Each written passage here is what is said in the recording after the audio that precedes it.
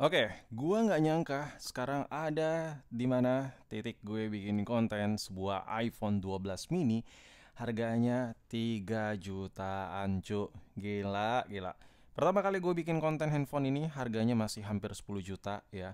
Sekarang harganya di 3 jutaan. Gila, panjang umur juga gua ya. Udah tua juga gua rasanya ya, dari harganya hampir 10 juta kondisi second, sekarang kondisi second di 3 jutaan. Sudah kali-kali lipat, tepatnya 3 kali lipat lebih murah. Nah, kira-kira dengan harga lebih murah itu, handphone ini masih worth it atau tidak untuk dibeli? Karena mengingat handphone ini punya salah satu desain yang berbeda sekali. Kenapa gue nggak bahas iPhone 12 biasa? Pernah, tapi jarang nggak seintens varian mini. Ini adalah iPhone generasi mini pertama untuk poni-ponian, untuk sebuah produk Apple. Ya, jadi menurut gue ini salah satu barang yang ikonik. Nah, dan kebetulan gue juga suka parah sama varian mini ini.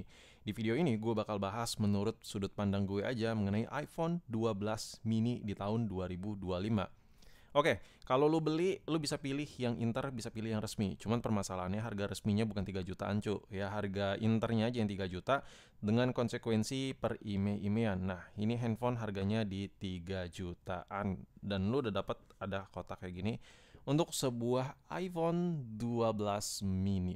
Apakah ini worth it? Jawabannya langsung gue jawab dulu permasalahan IMEI. Kalau lu keterberatan ada berat halnya permasalahan sinyal, udah jelas tidak worth it sama sekali. Jadi gini, Bang, kalau sekiranya gue pengen coba beli iPhone Inter yang sinyalnya kebegal-begal gitu, gimana ya prosesnya?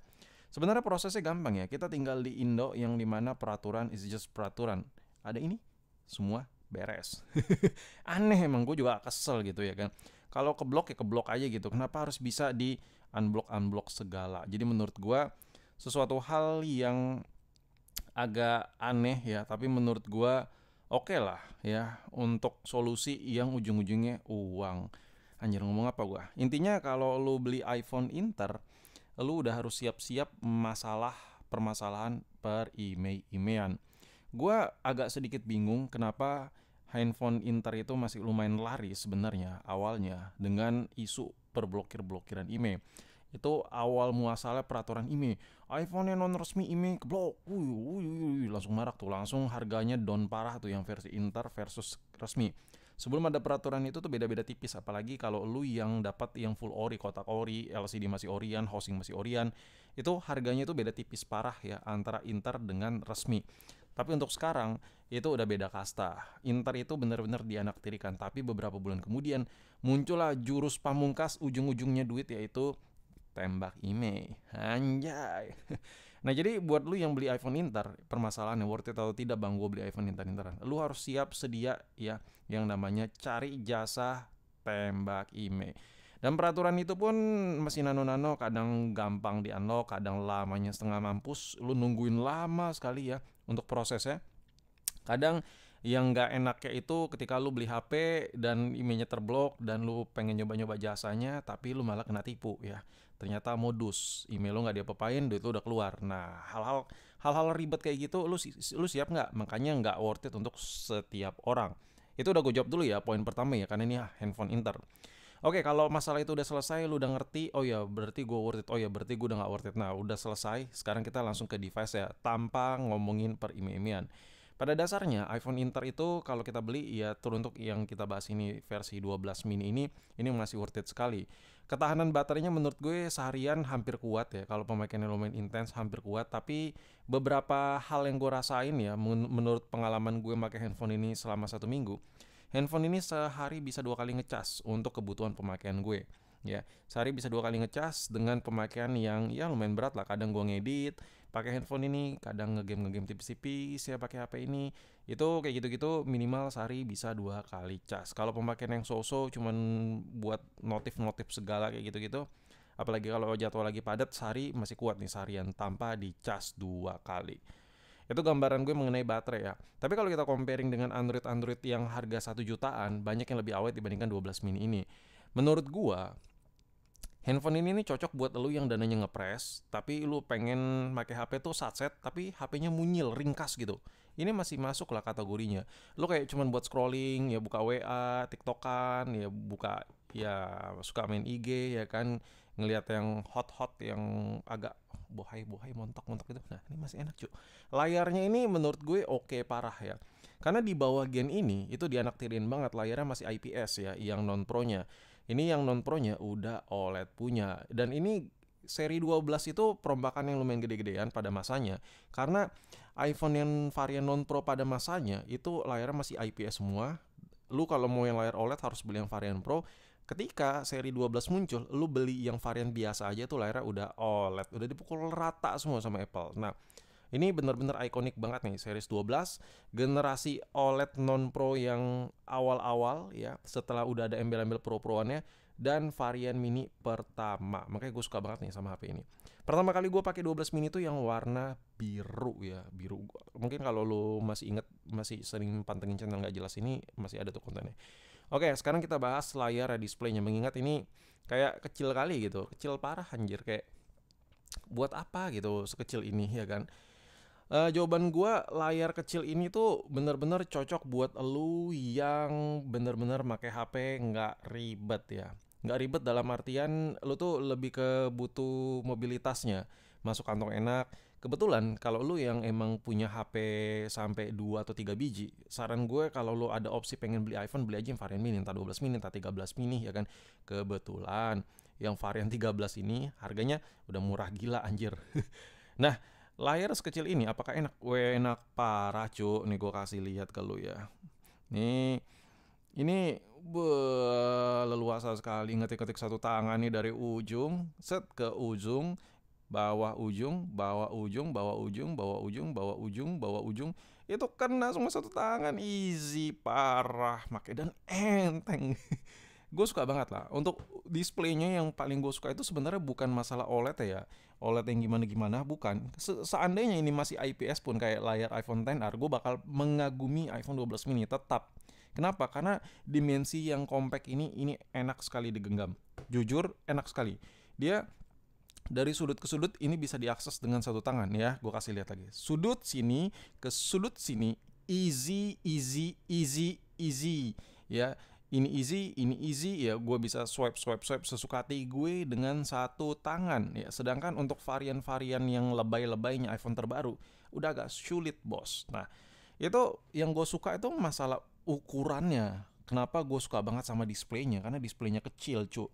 Nah, kalau kita ngomongin soal dimensinya, ini pas. Gue nggak suka banget HP yang terlalu tipis, tapi nggak suka banget HP yang terlalu tebal. Posisi si 12 mini ini ada di tengah-tengah. Kalau lu bisa lihat, dia nggak terlalu tebal, tapi nggak terlalu tipis, tapi oke gitu. Dipegang enak. Handphone kalau terlalu tipis, dia tuh nggak enak, kayak terlalu licin gitu. Karena ini agak-agak tebal, tapi nggak tebal banget, jadi masih ada gripnya gitu. Ngepas banget digenggam tuh enak. Gua rasa ya Apple tuh ngedesain varian 12 mini ini juga berpikir secara matang ya kan. Nah, itu untuk masalah layar sama ukurannya udah gue bahas. Sekarang kamera gimana bang? Kamera gimana boy? Bacot banget lu boy. Dari tadi ayo gue pengen tahu kamera ya. Kamera dari handphone ini adalah pertama kali lensa lebar untuk sebuah seri iPhone ada night mode-nya ya. Jadi lo bisa lihat di sini apa yang bisa lo lakuin di sini, banyak hal. Banyak hal yang bisa lo lakuin di sini. Ya. Misalnya nih, lo bisa foto lensa normal, lensa lebar, dan yang lensa lebarnya ini goks parah. Ini lensa lebarnya goks parah.